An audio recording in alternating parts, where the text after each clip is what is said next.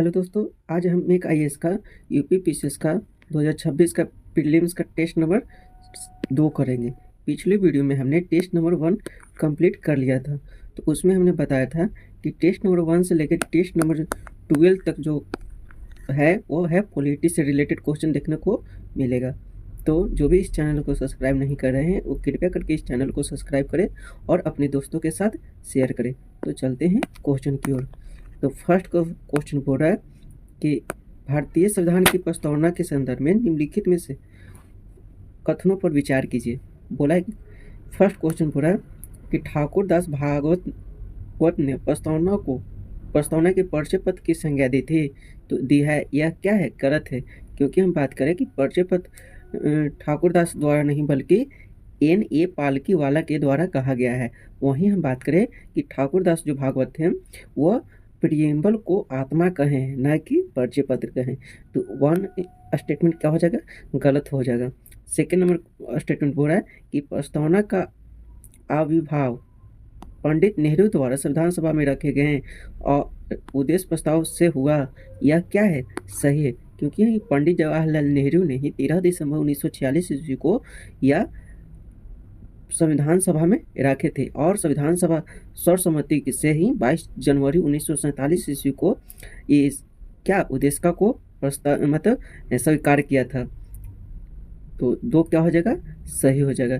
3 number बोल रहा है कि प्रस्तावना का भाषा अमेरिका के संविधान की प्रस्तावना का प्रभाव है, तो यह क्या है? यह गलत है।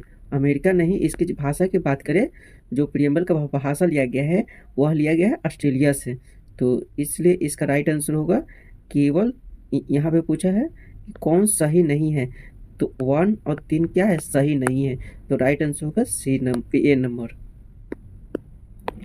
सेकेंड नंबर क्वेश्चन बोल रहा है कि निम्न में से कौन संविधान के प्रारूप में शामिल नहीं है। यहाँ पे पूछा है कि कौन प्रारूप में शामिल नहीं है, तो राष्ट्र की एकता और अखंडता यह शामिल नहीं है, तो इसलिए डी क्या हो जाएगा? इसका राइट आंसर हो जाएगा। यहीं हम बात करें कि संविधान के प्रारूप में क्या क्या शामिल है, तो संपूर्ण प्रभु संपन्न, समाजवादी, धर्मनिरपेक्ष और बात करें तो लोकतंत्रात्मक गणराज। वहीं हम बात करें तो संविधान का उद्देश्य में क्या क्या है, तो 3 प्रकार के न्याय की बात करता है।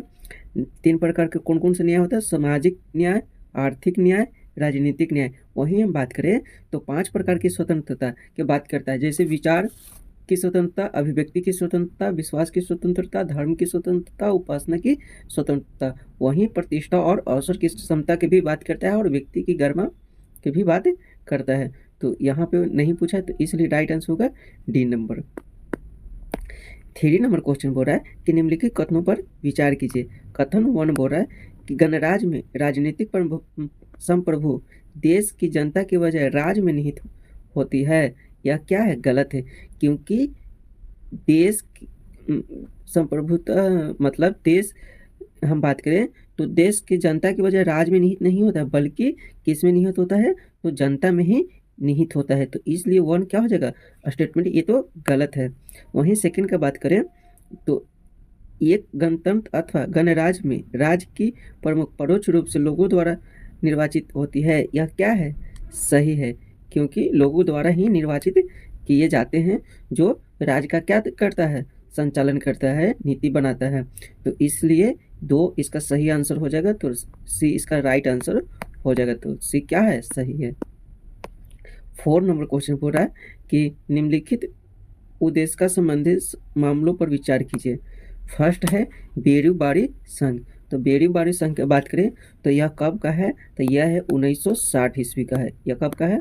1960 ईस्वी का है, और इसमें प्रस्तावना का संविधान का अंग नहीं माना था। वहीं हम बात करें सज्जन सिंह केस, यह है 1964 ईस्वी का केस है। इसमें बात करें तो यह प्रस्तावना का भी अंग न होने को यह भी जिक्र किया। वहीं हम बात करें गोलकनाथ केस जो 1967 ईस्वी का केस है, इसमें प्रस्तावना की मूल आत्मा पर मतलब प्रस्तावना की मूल आत्मा बताया। वहीं इसमें ये भी बताया कि यह अपरिवर्तनीय है। वहीं केशवानंद भारती केस में जो 1973 ईस्वी में सुप्रीम कोर्ट निर्णय देता है और अपने जो भी भूतपूर्व मतलब पहले जो निर्णय दे चुका था, जैसे बेरूबारी, सज्जन सिंह, गोलकनाथ केस को पूरी तरह से पलट देता है। और केशवानंद भारती केस में सुप्रीम कोर्ट यह निर्णय देता है कि प्रस्तावना संविधान का अंग है और इसमें संशोधन किया जा सकता है। इसी के तहत बात करें तो 42वें संविधान संशोधन 1976 ईस्वी में ही क्या किया गया था, प्रियम्बल में प्रस्तावना में संशोधन किया गया, जिसमें हम बात करें तो समाजवादी, पंथ निरपेक्ष और अखंडता शब्द को जोड़ा गया था। किसमें जोड़ा गया था? तो इसका जो राइट आंसर होगा वो होगा, सबसे पहले क्या आएगा? तो सबसे पहले 1 2 3 4, तो इसका राइट आंसर होगा क्या? ए नंबर। 5 नंबर क्वेश्चन बोल रहा है कि प्रस्तावना के संदर्भ में निम्नलिखित कथनों पर विचार कीजिए। फर्स्ट बोल रहा है कि इसमें संशोधन का प्रश्न पहली बार बेरूबारी संघ के मामले में उठा, तो यह क्या है? सही है। सेकंड बोल रहा कि केशवानंद भारती, सॉरी ये क्या है? गलत है। सबसे पहले बेरूबारी में नहीं उठा था, तो 1 क्या हो जाएगा? गलत हो जाएगा। केशवानंद भारती मामले में सर्वोच्च न्यायालय ने व्यवस्था दी कि प्रस्तावना संविधान का एक भाग है, यह क्या है? सही है। केशवानंद भारती मामले में सर्वोच्च न्यायालय ने व्यवस्था दी कि प्रस्तावना में निहित विशेषताओं के अनुच्छेद 368 के तहत संशोधित नहीं किया जाएगा, यह भी क्या है? सही है। तो यहाँ पे पूछा कि कौन सत्य नहीं है, तो 1 सत्य नहीं, तो राइट आंसर होगा डी नंबर। 6 नंबर क्वेश्चन बोल रहा है कि निम्नलिखित कथनों पर विचार कीजिए। कथन 1 बोल रहा है कि हमारे देश में सभी धर्म समान है किंतु इन्हें सरकार का समर्थन नहीं है, तो यह क्या है? गलत है। क्या है? गलत है, क्योंकि सरकार का समर्थन प्राप्त है, यहाँ पे नहीं पूछा, इसलिए यह स्टेटमेंट क्या हो जाएगा? गलत हो जाएगा। सेकेंड नंबर बोल रहा है कि धर्मनिरपेक्ष राष्ट्र शब्द का स्पष्ट रूप से संविधान में उल्लेखित नहीं किया गया है, तो यह भी क्या है? यह सही है। तो यहाँ पे पूछा है कि इसका कौन सही है, तो इसका केवल 2 सही है, तो राइट आंसर होगा सी नंबर। 7 नंबर क्वेश्चन बोल रहा है कि निम्नलिखित युग्मों में से कितने युग्म सुमेलित हैं। यहाँ पे पूछा है कि कौन सा युग्म सुमेलित हैं। तो फर्स्ट बोल रहा है कि प्रस्तावना के बारे में क्या कहा है और किसने कहा है। तो फर्स्ट में है कि संविधान की प्रस्तावना हमारे दीर्घकालिक सपनों का विचार है, यह कृष्णा अय्यर द्वारा कहा गया है। हमारी संप्रभुता लोकतांत्रिक गणराज्य का भविष्य फल है, यह BN राव द्वारा नहीं कहा गया है, बल्कि KM मुंशी के द्वारा यह कहा गया है। कुंजी का नोट, यह किसने कहा है? तो बारकर के द्वारा कहा गया है। तो यहाँ पे कौन कौन सही है? तो A और C दो सही है, तो सही पूछा है, तो इसलिए 2 स्टेटमेंट क्या है? सही, तो केवल 2 ही सही है। 20 सही आंसर होगा इसका। 8 नंबर क्वेश्चन बोल रहा है कि निम्नलिखित में से कौन सा परोक्ष रूप से प्रत्यक्ष लोकतंत्र में शामिल किए जाते हैं। तो प्रत्यक्ष लोकतंत्र में पहल भी, प्रत्यावर्तन भी, जनमत संग्रह भी और परिप्रेक्षा भी शामिल किया जाता है, तो चारों सही है, तो राइट आंसर होगा डी नंबर। 9 नंबर क्वेश्चन बोल रहा है कि निम्नलिखित कथनों पर विचार कीजिए।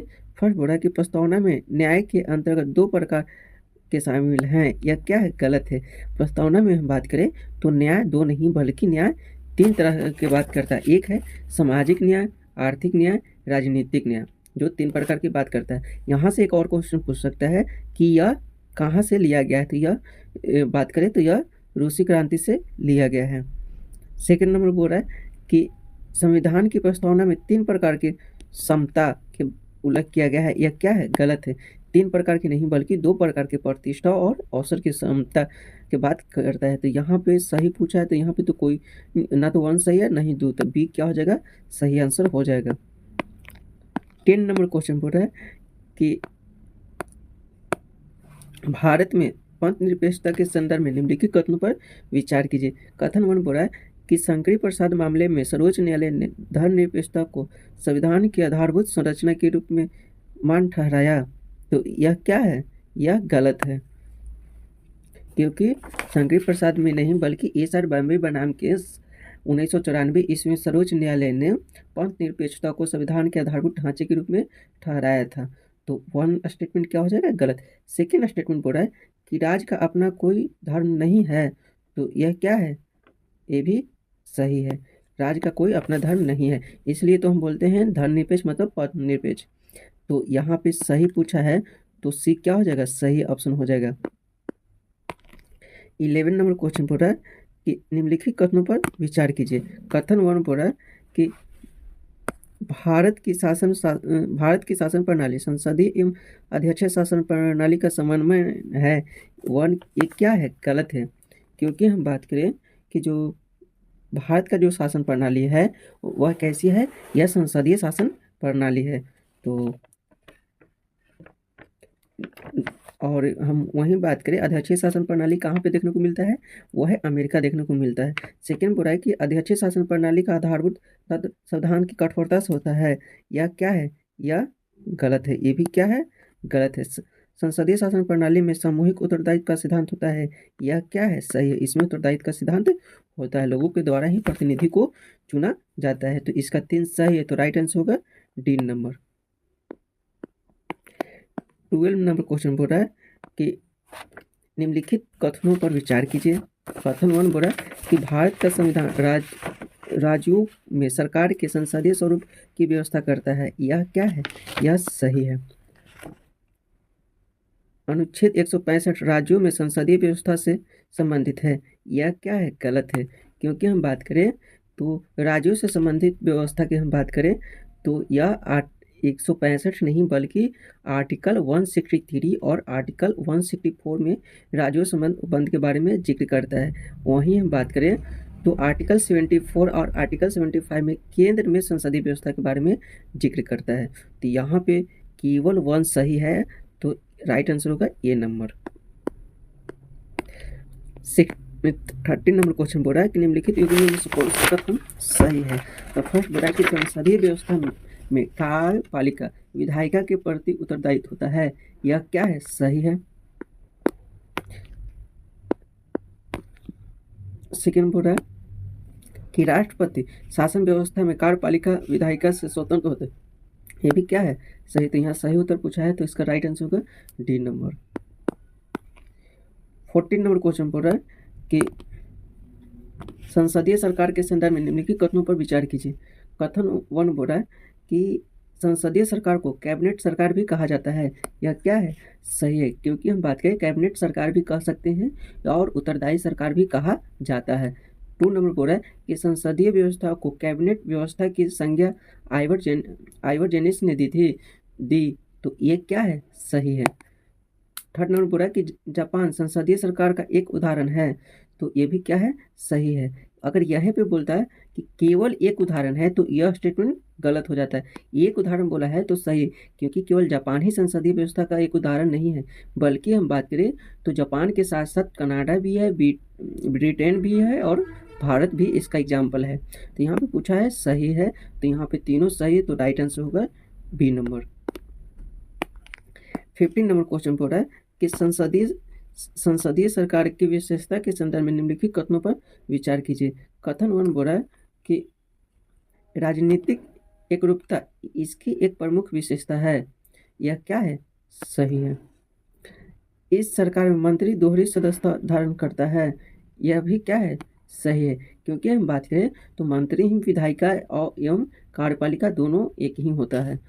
तो 3rd नंबर बोल रहा है इस प्रकार की व्यवस्था में राष्ट्रपति का नेतृत्वकर्ता की भूमिका निभाता है। यह क्या है, गलत है, क्योंकि राष्ट्रपति नहीं बल्कि पीएम इसकी भूमिका निभाता है, क्योंकि मंत्रिपरिषद पर संसद का इस पर क्या होता है और सत्तारूढ़ का दल नेता का भूमिका होता है। इसलिए यहाँ पे 3 नंबर क्या है, गलत है, तो 1 और 2 सही है, तो इसका जो राइट आंसर होगा 1 से अधिक होगा। 16 नंबर क्वेश्चन बोल रहा है कि 16 नंबर क्वेश्चन बोल रहा है कि राष्ट्रपति शासन व्यवस्था की व्यवस्थाओं में संदर्भ में निम्नलिखित कथनों में से कौन सा कथन सही नहीं है। तो यहाँ पर पूछा कौन सा कथन सही नहीं है। फर्स्ट कथन है कि अमेरिकी राष्ट्रपति राज्य एवं सरकार दोनों के मुखिया होते हैं। यह क्या है, सही है, मतलब ये होते हैं। और यहाँ पे पूछा है कि कौन नहीं है, यहाँ पे नहीं पूछा है, यहाँ पे पूछा है कि कौन नहीं है, तो इसका आंसर क्या नहीं वाला खोजना है। तो ये तो होता है, तो इस क्वेश्चन के अनुसार ये आंसर सही नहीं होगा। अमेरिका राष्ट्रपति के निर्वाचन व्यवस्था के तहत 4 वर्ष के निश्चित कार्यकाल के लिए निर्वाचित किया जाता है। ये भी क्या है, इस क्वेश्चन के अनुसार गलत है, लेकिन स्टेटमेंट सही है। किचन कैबिनेट गैर निर्वाचित विभागीय सचिव होता है। ये भी क्या है, सही है, लेकिन इस क्वेश्चन के अनुसार यह क्या है, गलत है। और डी नंबर पूरा कि राष्ट्रपति को हाउस ऑफ रिप्रेजेंटेटिव को विघटित करने का अधिकार है। तो यह क्या है, विघटित करने का अधिकार नहीं है, तो इसलिए डी क्या हो जाएगा, इसका राइट आंसर हो जाएगा। 17 नंबर क्वेश्चन बोल रहा है कि संसदीय व्यवस्था के संदर्भ में निम्नलिखित कथनों पर विचार कीजिए। फर्स्ट कथन बोल रहा है कि संसदीय व्यवस्था सरकार के विधायी एवं कार्यकारी अंगों के बीच सहकारी संबंध को सुनिश्चित करता है। यह क्या है,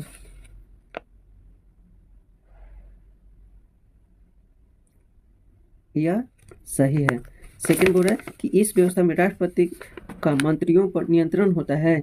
यह क्या है, गलत है, राष्ट्रपति का नहीं बल्कि पीएम का नियंत्रण होता है। यह व्यवस्था कार्यपालिका और की निरंकुश प्रकृति को रोकता है। यह क्या है, सही है। यह वैकल्पिक सरकार की व्यवस्था की सुनिश्चितता भी प्रदान करता है। ये भी क्या है, सही। 1 3 4 सही, तो 1 3 4 सही, तो राइट आंसर होगा सी नंबर।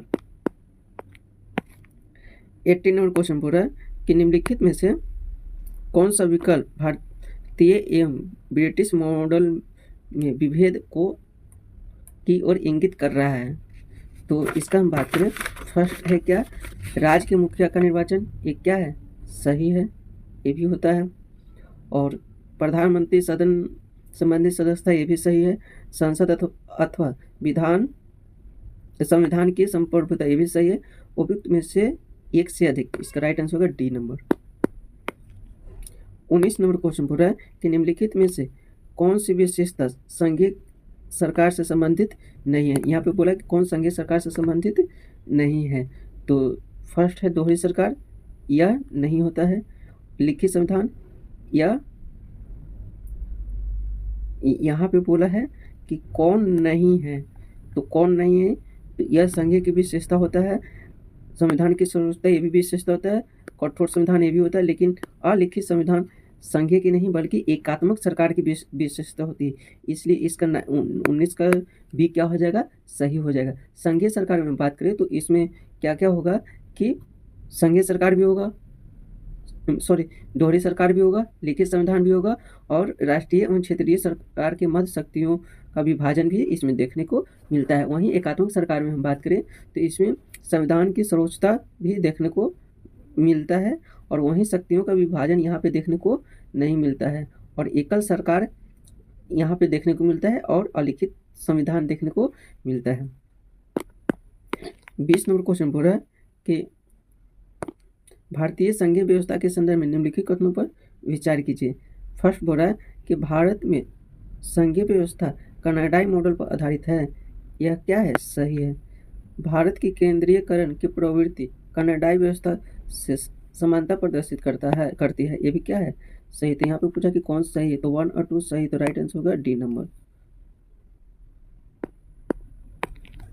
21 नंबर क्वेश्चन बोल रहा है कि सामूहिक उत्तरदायित्व का सिद्धांत के संदर्भ में निम्नलिखित कथनों पर विचार कीजिए। कथन 1 बोल रहा है कि मंत्रियों का संसद के प्रति सामूहिक उत्तरदायित्व होता है। यह क्या है, सही।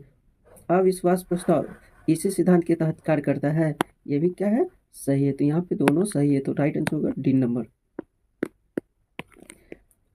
22 नंबर क्वेश्चन बोल रहा है कि निम्नलिखित में से किसने भारतीय संविधान को अल्पसंख्यक की संज्ञा दी है, तो वो है केसी बीयर दिए हैं। राइट आंसर होगा सी नंबर। 23 नंबर क्वेश्चन बोल रहा है कि बॉम्बेवाद 1954 के संदर्भ में निम्नलिखित कथनों में से कौन सा कथन सही है। तो यहाँ पे पूछा है कि कौन सा कथन सही है। तो फर्स्ट है, इस वाद ने राज्यों को संवैधानिक अस्तित्व को मान्यता प्रदान दी। यह क्या है, सही है। यह वाद संघीय को संविधान की मूल विशेषता बताता है। ये भी क्या है, सही है। 3 नंबर बोल रहा है कि यह वाद आपातकाल के दौरान राज्य पर केंद्र की अभिभावी होने को एक अपवाद मानता है। ये भी क्या है, सही है। तो यहाँ पे पूछा है कि कौन कौन सही है, तो इसका तीनों ऑप्शन क्या था, स्टेटमेंट सही। तो राइट आंसर होगा बी नंबर। 24 नंबर क्वेश्चन बोल रहा है कि संविधान में संशोधन की शक्ति के संदर्भ में निम्नलिखित कथनों पर विचार कीजिए। कथन 1 बोल रहा है कि भाग 20 में संशोधन की शक्ति प्रदान की गई है। यह क्या है? यह सही है, क्योंकि हम बात करें तो यह भाग 368 में संसद को संविधान एवं इसकी व्यवस्था में संशोधन की शक्ति प्रदान किया गया है। तो यह क्या है? सही है। इसके तहत सेकंड बोल रहा है कि इसके तहत संसद को किसी भी उपबंध के निरसन करने का अधिकार नहीं है। क्या है? तो इसलिए ये क्या हो जाएगा? गलत हो जाएगा। तो इसका जो सही ऑप्शन है वो केवल ये है, क्योंकि एक ही सही है। 25 नंबर क्वेश्चन बोल रहा है कि संविधान की संशोधन प्रक्रिया से संबंधित निम्नलिखित कथनों पर विचार कीजिए। और यहाँ पे बोला है कि कौन सही नहीं है। यहाँ पे बोला है कि कौन सही नहीं। तो फर्स्ट है कि विधेयक को गैर सरकारी सदस्यों द्वारा पुनः स्थापित नहीं किया जा सकता है, स्थापित किया जा सकता है, लेकिन यह क्या है? गलत है।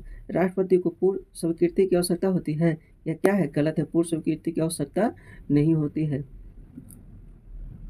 थर्ड नंबर बोला कि इस हेतु संयुक्त बैठक की प्रावधान नहीं है। यह क्या है? ये सही है। और राष्ट्रपति विधेयक को संसद के पास पुनः विचार के लिए भेज सकता है। यह क्या है? गलत है। पुनः विचार के लिए भेज नहीं सकता है। तो इसका जो राइट आंसर होगा वो होगा क्या? तो यहाँ पे बोला कि कौन सही नहीं है, तो 1, 2, 4 सही नहीं है। तो इसका जो राइट आंसर होगा वो होगा बी नंबर। 26 नंबर क्वेश्चन बोल रहा है कि निम्नलिखित कथनों पर विचार कीजिए। कथन 1 बोल रहा है कि अनुच्छेद 368 3 प्रकार के संशोधनों की व्यवस्था करता है। यह क्या है? गलत है। 2 नंबर बोल रहा है कि संसद के साधारण बहुमत से संविधान संशोधन उपबंध अनुच्छेद 368 से संबंधित है। ये भी क्या है? गलत है। तो यहाँ पे पूछा कि कौन सही है, तो यहाँ पे क्या है? 1, और न तो 1 सही और नहीं 2, तो राइट आंसर होगा ए नंबर।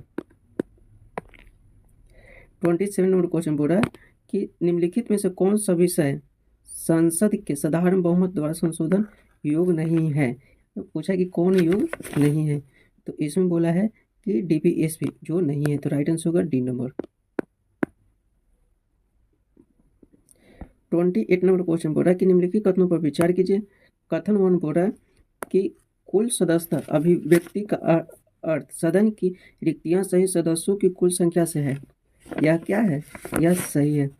सेकेंड नंबर बोल रहा है कि विशेष बहुमत की आवश्यकता विधेयक के प्रथम पाठन चरण पर केवल चर्चा के लिए आवश्यक होती है। तो यहाँ पे पूछा है कि सही है, तो यह क्या है? यह गलत है। यह नहीं होती, केवल मतदान के लिए ही आवश्यक होती है, न कि चर्चा के लिए। तो यहाँ पे केवल 1 सही, तो राइट आंसर होगा ए नंबर।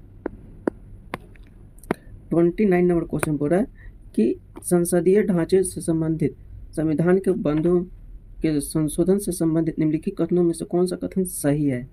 पूछा है कि कौन सा कथन सही है, तो ये बोल रहा है कि इस हेतु संसद के विशेष बहुमत एवं आधे से अधिक राज्यों की स्वीकृति आवश्यक है। यह क्या है? गलत है। आवश्यक राज्य विधानमंडलों में विशेष बहुमत के माध्यम से ऐसे विधेयक को मंजूरी मिली है। ये भी क्या है? सही। विधेयक को स्वीकृति देने हेतु राज्यों के लिए 1 माह की समय सीमा निर्धारित है। ये भी क्या है? गलत है। तो यहाँ पे पूछा है कि कौन सही है, तो तीनों के तीनों यहाँ गलत है, तो राइट आंसर होगा डी नंबर। 30 नंबर क्वेश्चन बोल रहा है कि संशोधन प्रक्रिया से संबंधित निम्नलिखित कथनों पर विचार कीजिए। कथन 1 बोल रहा है कि संविधान संशोधन शक्ति संसद में निहित है। यह क्या है? यह सही है। सेकेंड बोल रहा है कि राज्य विधानमंडल द्वारा भी संविधान संशोधन प्रस्ताव लाया जा सकता है। यह क्या है? गलत है, क्योंकि राज्य विधानमंडल राज्य मंत्रिपरिषद के निर्माण या समाप्ति के प्रस्ताव के अतिरिक्त कोई विधेयक या संविधान संशोधन प्रस्ताव नहीं ला सकता है। तो 2 क्या हो जाएगा? गलत हो जाएगा। थर्ड बोल रहा है कि अमेरिका में कुछ उपबंधों में 3/4 राज्यों द्वारा भी अनुमोदित होना आवश्यक होता है। यह क्या है? यह सही है। तो यहाँ पे सही पूछा है, तो 1 और 3 सही, तो राइट आंसर होगा ए नंबर। 31 नंबर क्वेश्चन बोल रहा है कि निम्नलिखित में से किसने संशोधन प्रक्रिया को लचीलेपन और जटिलता के बीच बेहतर संतुलन बताया है।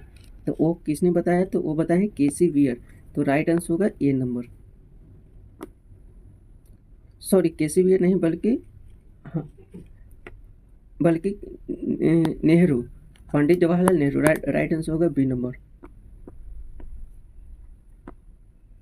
32 नंबर क्वेश्चन बोल रहा है कि निम्न में से किसके तहत माननीय सर्वोच्च न्यायालय मौलिक अधिकारों को लोकोत्तर तथा अपरिवर्तनीय बताया गया है? किसके अनुसार बताया गया है? तो वो गोलकनाथ वाद। राइट आंसर होगा ए नंबर। क्योंकि हम बात करें तो संविधान के आर्टिकल 368 के अंतर्गत संसद मौलिक अधिकारों में संशोधन कर सकती है या नहीं, यह जो प्रश्न उठने लगा था, यह संविधान लागू होने की 1 वर्ष बाद से ही यह प्रश्न उठने लगा था, जिसमें सर्वोच्च न्यायालय हस्तक्षेप किया। इसमें सबसे पहले हम बात करें तो सबसे पहले जो केस आया था सुप्रीम कोर्ट के पास, वो आया था शंकरी प्रसाद मामले, जो 1951 ईस्वी में था। इसमें संसद ने इसमें फैसला यह सुनाया गया कि संसद आर्टिकल 368 से संशोधन की शक्ति के अंतर्गत मौलिक अधिकारों में संशोधन की शक्ति अंतर्निहित है। वहीं केशवानंद भारती में बोला कि मौलिक अधिकारों में न तो कटौती कर सकती है, न ही भौतिक अधिकार पर इसे क्या कर सकती है, वापस ले सकती है। वहीं हम केशवानंद भारती 1973 ईस्वी की बात करें तो इसमें सर्वोच्च न्यायालय ने मतलब सुप्रीम कोर्ट ने अपने निर्णय बदलते हुए 24वें संविधान संशोधन 1971 की वैधता को बहाल रखा और इस व्यवस्था देके संसद मौलिक अधिकारों को क्या कर सकता है, सीमित भी कर सकते हैं और मूल अधिकारों को वापस भी ले सकता है। तो इसलिए इसका जो राइट आंसर है वो है ए।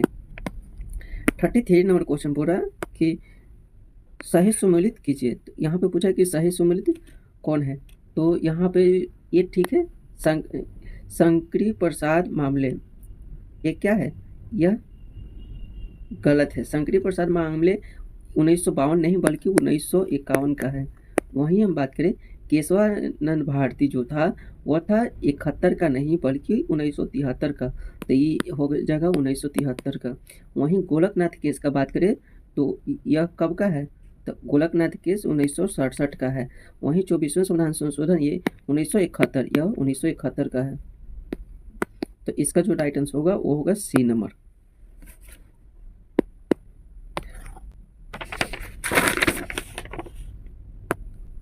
चौंतीस नंबर क्वेश्चन बोला कि केशवानंद भारती मामले से संबंधित निम्नलिखित कथनों पर विचार कीजिए। फर्स्ट बोल रहा है कि इसने 26वें संविधान संशोधन की वैधता को बहाल रखा, यह क्या है, यह गलत है।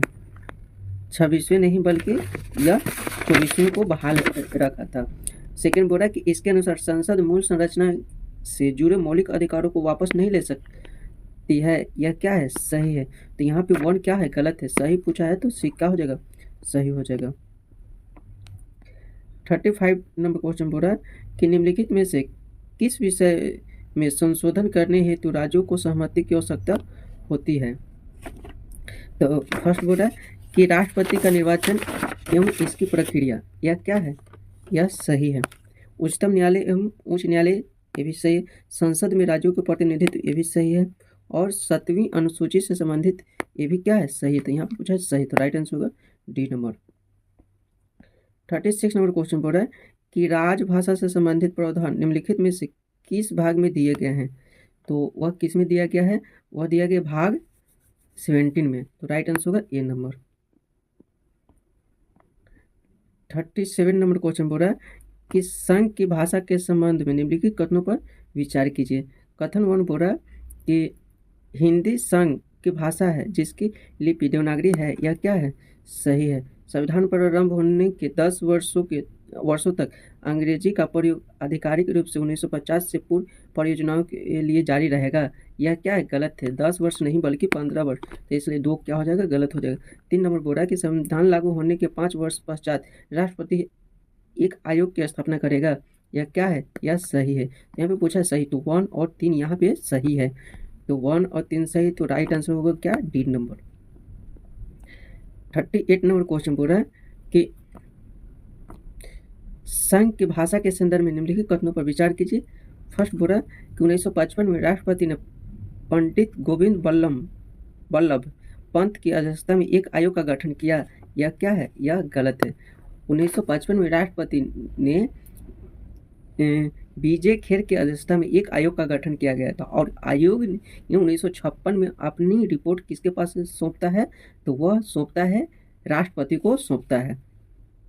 सेकेंड नंबर बोल रहा है कि 1957 में जे.बी. खेर की अध्यक्षता में बने संसदीय समिति इस रिपोर्ट की समीक्षा करता है।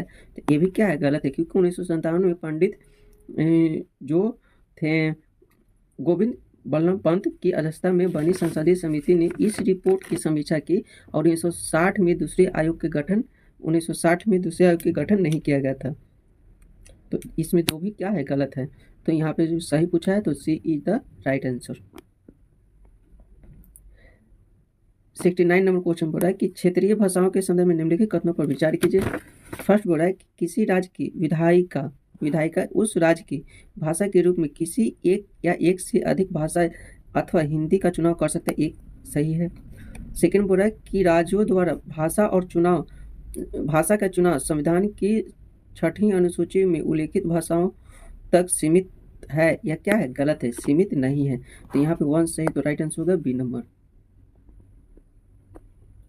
40 नंबर क्वेश्चन बोल रहा है कि न्यायपालिका की भाषा के संदर्भ में निम्नलिखित कथनों पर विचार कीजिए। फर्स्ट बोला कि उच्चतम न्यायालय एवं प्रत्येक उच्च न्यायालय की कार्रवाई केवल अंग्रेजी भाषा में होगी, क्या है, सही है। सेकंड नंबर बोला कि केंद्र एवं राज्य स्तर पर सभी विधेयक एवं अधिनियम आधिकारिक पाठ भी केवल अंग्रेजी भाषा में होगी, यह भी क्या है, सही है। तो यहाँ पे दोनों सही है, तो राइट आंसर होगा बी नंबर। 41 नंबर क्वेश्चन बोल रहा है कि राजभाषा अधिनियम के संदर्भ में निम्नलिखित कथनों पर विचार कीजिए।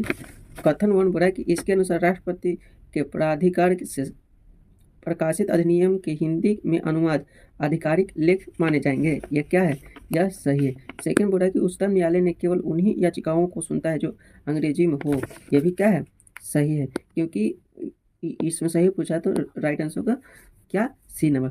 इसके अंतर्गत हम बात करें तो 1971 में एक याचिका द्वारा हिंदी में बहस के लिए एक बंदी प्रत्यक्षीकरण याचिका उच्चतम न्यायालय में प्रस्तुत की गई, परंतु हम बात करें तो न्यायालय ने इस याचिका को इस आधार पर निरस्त किया क्योंकि यह किस में नहीं था, वह इंग्लिश में नहीं था, अंग्रेजी में नहीं था। तो इसका जो राइट आंसर होगा वो होगा सी नंबर। 42 नंबर क्वेश्चन बोल रहा है कि भाषाई अल्पसंख्यकों के संदर्भ में निम्नलिखित कथनों पर विचार कीजिए। फर्स्ट बोल रहा है कि प्रत्येक पीड़ित व्यक्ति को अपने शिकायत को किसी भी भाषा में अभ्यावेदन करने का अधिकार है, वह क्या है, सही है। प्रत्येक राज्य को राज्य में भाषाई अल्पसंख्यक समूह के बच्चों को प्रत्येक स्तर पर उनकी मातृभाषा में शिक्षा देने हेतु उपयुक्त सुविधाओं उपलब्ध कराने का निर्देश है, ये भी क्या है, गलत है, क्योंकि हम बात करें तो यहाँ पे प्रत्येक स्तर पे नहीं बल्कि प्राथमिक स्तर पर दिया गया है ना कि प्रत्येक स्तर पे, तो यहाँ पे पूछा है सही, तो इसका केवल बी ही सही आंसर हो जाएगा।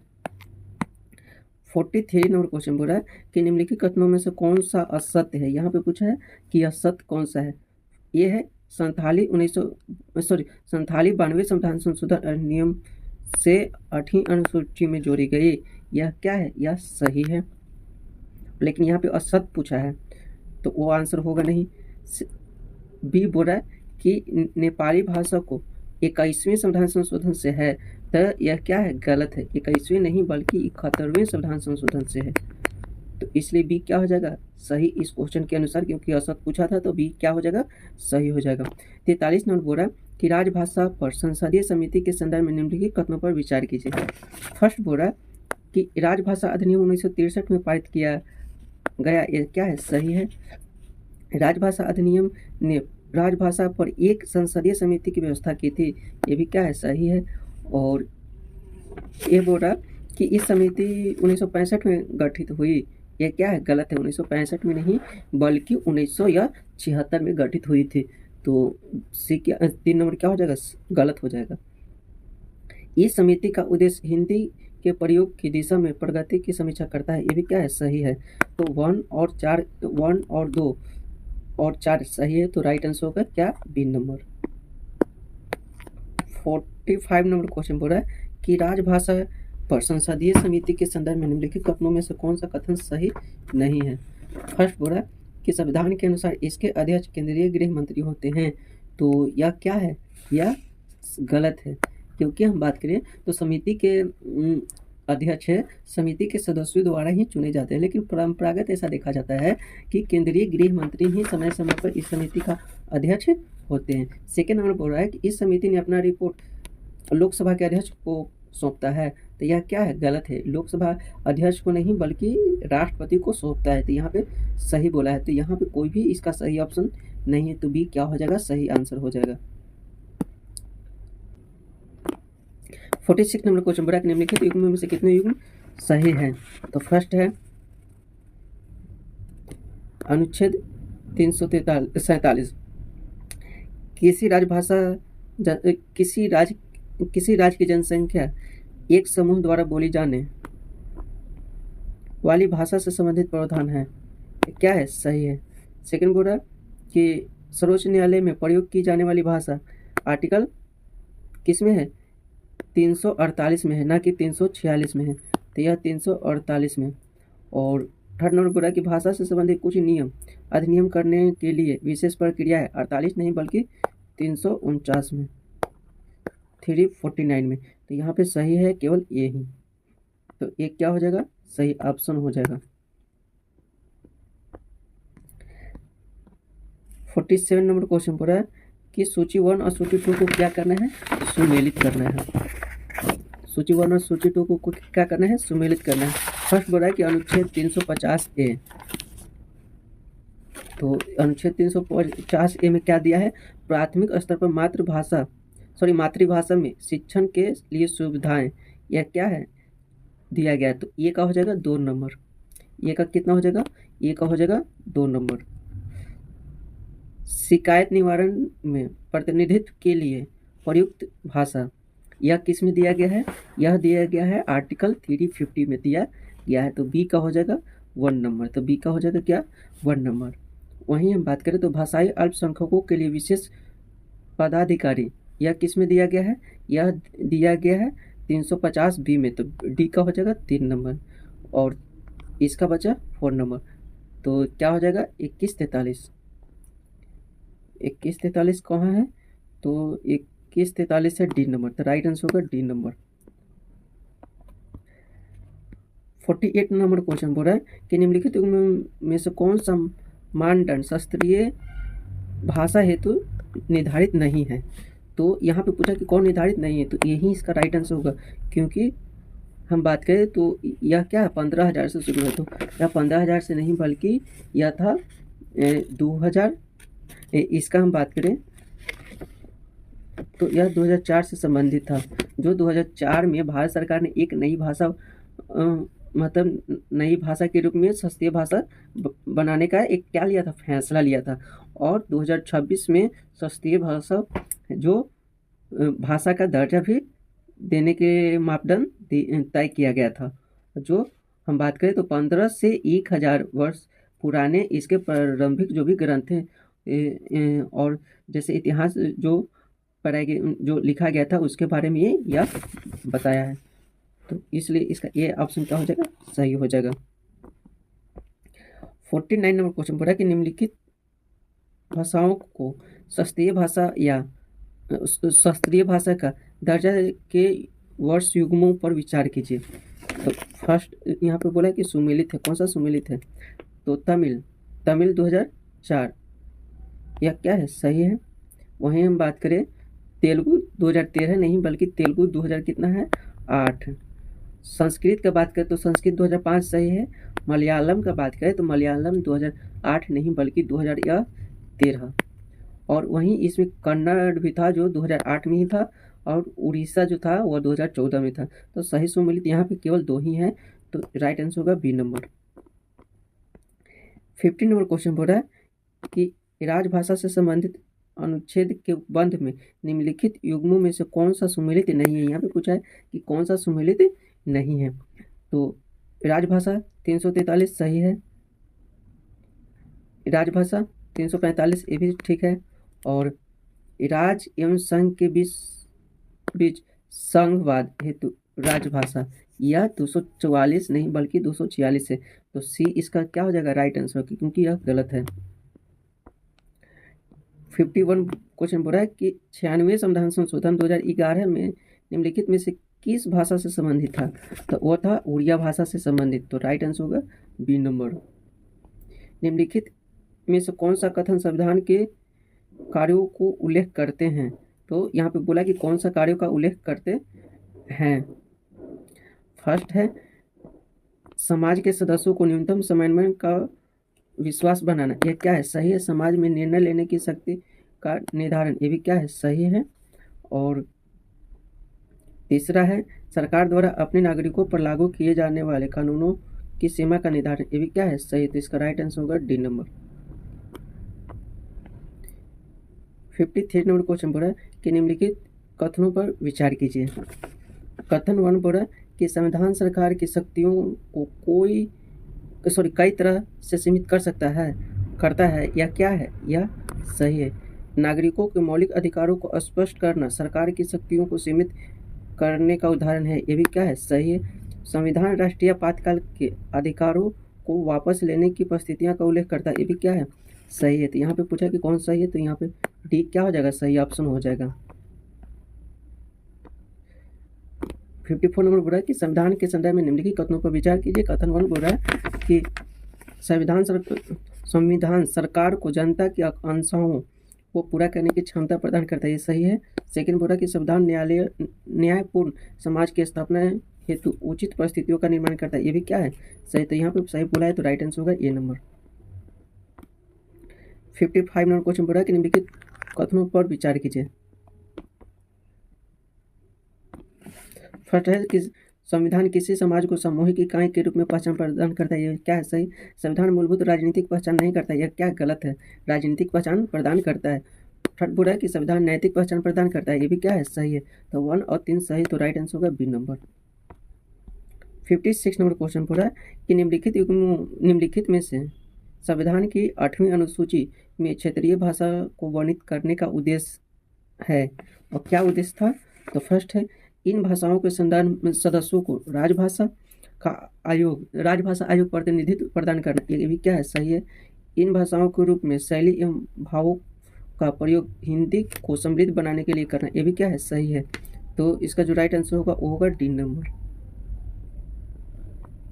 57 नंबर क्वेश्चन बोल रहा है कि नीचे 2 कथन दिए गए हैं, इनमें से एक कथन अभिकथन ए है और दूसरा कारण आर है। तो अभिकथन बोल रहा है कि भारतीय संविधान कानूनों का एक जीवंत दस्तावेज है, ये क्या है? सही है। भारतीय संविधान के उपबंधों की एक से ज़्यादा व्याख्या संभव है, ये भी क्या है? सही है। तो यहाँ पे 1 भी सही है और ए भी सही है, आर भी सही है।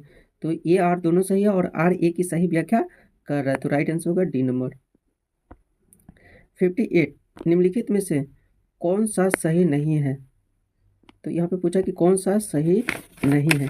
तो फर्स्ट बोल रहा है कि प्रजातंत्र का अर्थ वोट तथा जन प्रतिनिधित्व तक सीमित है, तो यह क्या है? यह गलत है। तो इसका जो राइट आंसर होगा वो होगा यही, क्योंकि प्रजातंत्र का अर्थ विकासशील संस्थाओं से है और इसके माध्यम से ही वह कार्य करता है, न कि केवल वोट से है। तो ये क्या हो जाएगा? राइट आंसर होगा। 59 नंबर क्वेश्चन बोल रहा है कि शास्त्रीय भाषा के संदर्भ में निम्नलिखित कथनों पर विचार कीजिए। फर्स्ट बोल रहा है कि 2004 में शास्त्रीय भाषा को एक भाषा वर्ग बनाने का निर्णय लिया गया, यह क्या है? यह सही है। 2008 में शास्त्रीय भाषा का दर्जा देने के मानदंड तय किया गया, ये भी क्या है? सही। कोई भी शास्त्रीय भाषा घोषित होने पर उसे एक उत्कृष्ट केंद्र स्थापित करने हेतु वित्तीय सहायता मिलती है, ये भी क्या है? सही। तो यहाँ पूछा कि कौन सही है, तो तीनों सही है, तो राइट आंसर होगा सी नंबर। 16 नंबर क्वेश्चन बोल रहा है कि संघ की कार्यपालिका में शामिल है, संघ की कार्यपालिका में क्या क्या शामिल है? उपराष्ट्रपति, प्रधानमंत्री और मंत्रिपरिषद भी शामिल है, महान न्यायवादी भी शामिल है, राष्ट्रपति भी शामिल है। यहाँ पे तो चारों सही, तो राइट आंसर होगा सी नंबर। 61 नंबर क्वेश्चन बोल रहा है कि निम्नलिखित कथनों पर विचार कीजिए।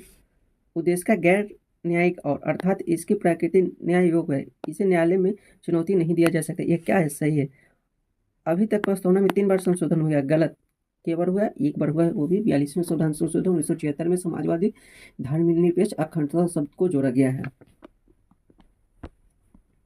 तो सेकंड नंबर पूरा कि प्रस्तावना में स्वतंत्रता, समानता, बंधुत्व आदर्श सोवियत संघ के संविधान से लिया गया है। क्या है? गलत। सोवियत संघ से नहीं बल्कि फ्रांस से लिया गया है। तो यहाँ पे पूछा कि कौन असत्य है, तो 2 को क्या था? असत्य था। 2 और 3 असत्य है, तो इसलिए बी क्या हो जाएगा? राइट आंसर हो जाएगा।